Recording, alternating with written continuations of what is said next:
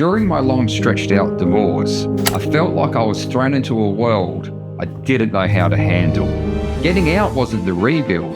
Understanding what I'd been through and learning how to function again as a man was. Everyone has advice on rebuilding. I have the footage. Here's a day from my rebuild and one lesson I learned from it. This room, it didn't always look like this. It used to be just concrete floor. I had these the longest, these kettlebells. I've had them before the kids were born. And that jump box back there. This used to be the hangout room. Most of this stuff's secondhand. In fact, everything in here, apart from two things, is secondhand. Everything else, three things are new.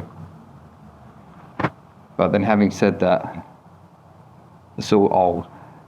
But back then, this was just a place really to think. Just this part here. I used to just pace up and down this part.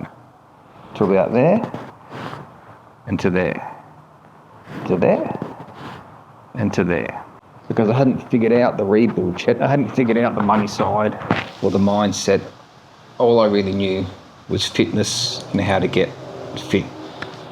So every day, 5 times a week, Monday to Friday, at 11 o'clock, I'd have a workout because it's the only thing that I could measure. It's the only thing that I really knew. It was a way to go forward. I used to drop the kids off at school and I'd come home and I'd sit in the garage and I'd light a cigarette. And before 11 o'clock, I'd gone through 20 of them. And not because I enjoyed smoking, it kept my mind occupied. I was pacing around the garage trying to figure out something I couldn't think my way out of.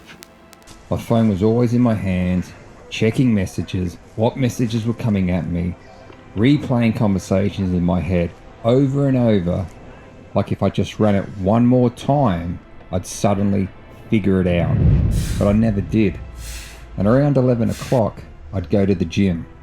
I didn't go because I felt good. I didn't go because I was in a good headspace. I went because I was sick of hearing myself say I'd start next week.